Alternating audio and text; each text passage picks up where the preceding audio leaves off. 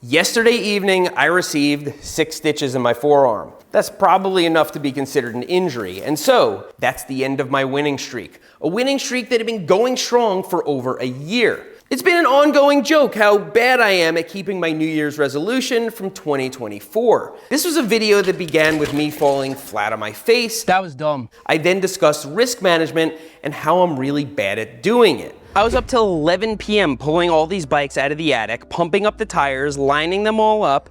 And then this morning, I constructed this ramp over to the picnic table so we could have a nice clear shot of the technique of hucking a bike to flat. I was gonna explain it all and do it on everything, including my road bike. Despite thinking of all of these things to make the video, I didn't think of the possibility of maybe engaging the coaster brake by accident and going face first on the very, very first bike that I was gonna take off the picnic table.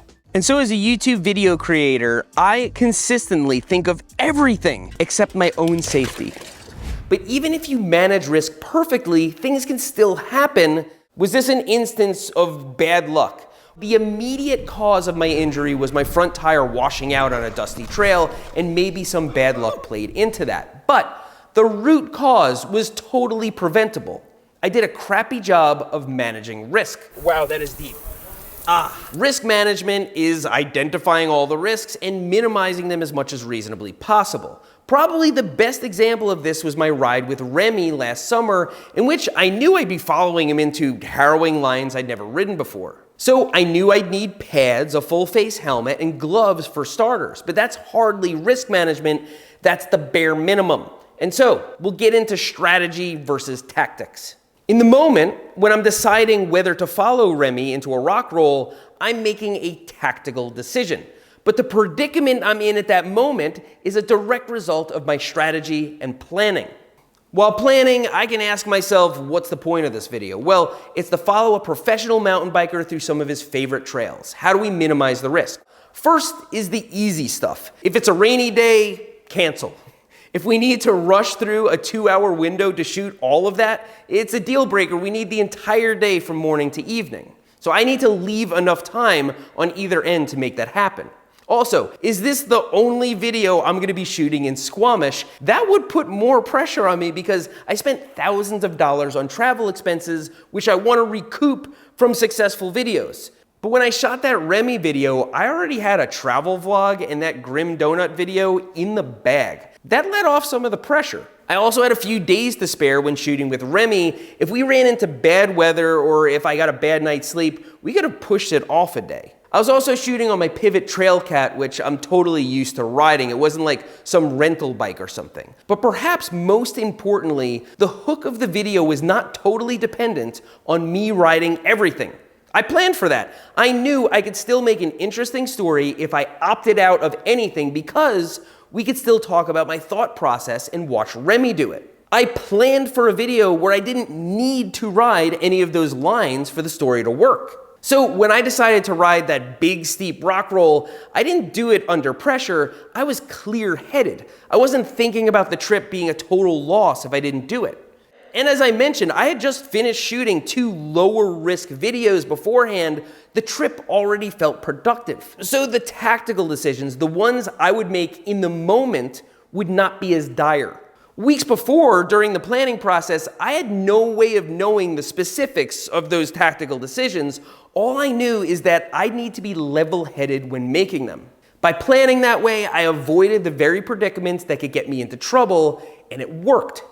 So what went wrong here? Well, if you didn't see that video, it was the first time I had ever tried a downhill bike, and so my idea was to do timed runs against my trail bike and get real data on which one was faster. And so after doing a few runs and just getting used to the course, we used an app to track my times, alternating between my trail bike and the downhill bike each run, trying to top the other one's time. That sounds kind of risky, racing against the clock. It gamifies things and it creates an incentive to take risks. Not only am I starting to have fun a little bit more, but I'm also starting to scare myself a little bit more because you can go really, really fast. But that's also a core part of downhill racing, and indeed every type of racing in existence. You can still manage the risk. So I wore a reasonable amount of protective gear, a full face helmet, of course, a chest and back protector with shoulder pads, and knee and shin guards. Maybe I should have had a long sleeve shirt. Wow, that is deep. I spoke with Nico beforehand, and we chose what I still think was the best trail for the test. It didn't expose me to needless risk. I also went to Rock Creek on a day where barely anyone was there to minimize distractions. I got permission to self-shuttle so I wouldn't be on anyone else's schedule. And because Rock Creek is pretty much out of cell phone range, we brought two-way radios to stay in constant communication. But as you already know, I didn't account for everything. And indeed, a few things were staring me right in the face. I'll start with the reality. Doing 10 laps at a downhill park for practice or for fun takes a lot less time than doing it for a video, with a checklist and timing and shuttle logistics. It seems super simple, but the shoot actually took days of planning and scheduling to accomplish.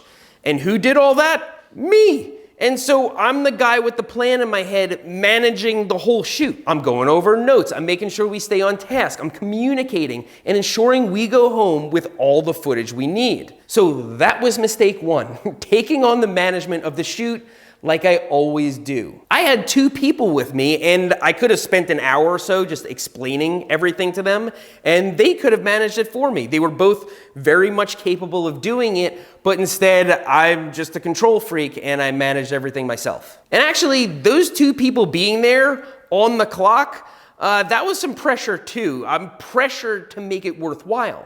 And so as the day wears on, I'm incurring some kind of mental fatigue, however small, and the trail is getting dustier, while the structure of the intended video pressures me to continue beating my time. 2:23.74 is what I have to beat. Yeah, let's do it. As I keep track of more and more things and grow more and more tired, the trail loses more and more traction, and I'm incentivized to go faster and faster. I can see how racing and trying to always beat your time will get you into trouble.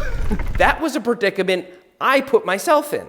Now, as I stated, the immediate cause of the injury was indeed a tactical error, but it was a strategic error that put me in that predicament. In the video in 2024, when I laid out my New Year's resolution, that was what I was talking about.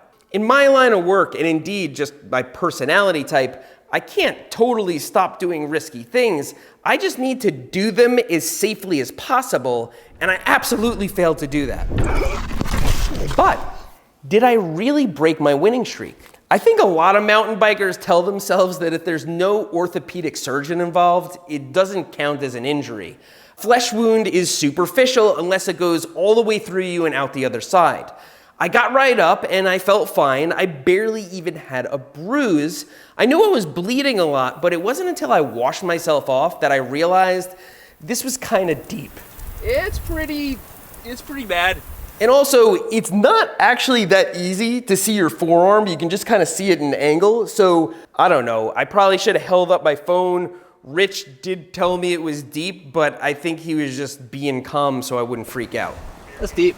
Yep. It's a gash. It's a gash. So on the way home from Rock Creek, at some point I noticed I was bleeding all over my center console, and so I pulled over and snapped a photo of the wound.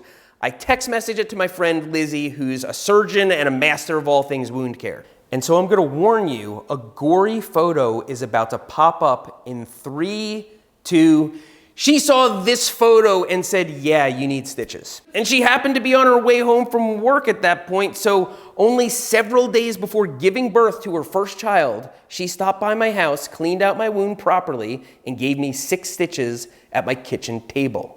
It wasn't the first time. She's a really good friend. And so I was slipping. I kind of learned nothing. I forgot what it was like to not be able to walk for 6 months, to have several tendons surgically cut to use my foot again. I'm slipping, and I need to be more careful. Ooh, is this alcohol? Instant hand sanitizer, damn it! On the surface, doing laps at a downhill park on a single black diamond trail is a lot less risky than following Remy Métayer. But the predicament I put myself in made it so. That is exactly what I was afraid of if I start trying to race. I wasn't even coming close to the landing. I was just overshooting it because I don't actually know what I'm doing. It was a preventable predicament. Here's an example everyone can relate to whereby preventable predicaments are to blame. We all have a friend who's late always. If you ask them why they are late, they will say they caught every red light, or the train was leaving just as they arrived on the platform. There's always a reason they were late that time. Now, in their mind, it was just bad luck that they got stuck behind a tractor trailer on a one-lane road, but the rest of us know they put themselves in that predicament by leaving 5 minutes before the party started. That's a strategic error that late people make every single time because they believe deep down in their hearts that it's all outside of their control. And that's true. Traffic is outside of your control, but accounting for it is 100% within your control. But for me, getting held accountable doesn't mean I missed the piñata. It can result in stitches or broken bones. Next time, I might not be so lucky. And so, you can learn more from your mistakes than you can from your successes, but you have to realize the mistake that you actually made. And I'm pretty sure I did. I'm gonna just try to do better. Thanks for riding with me today, and I'll see you next time.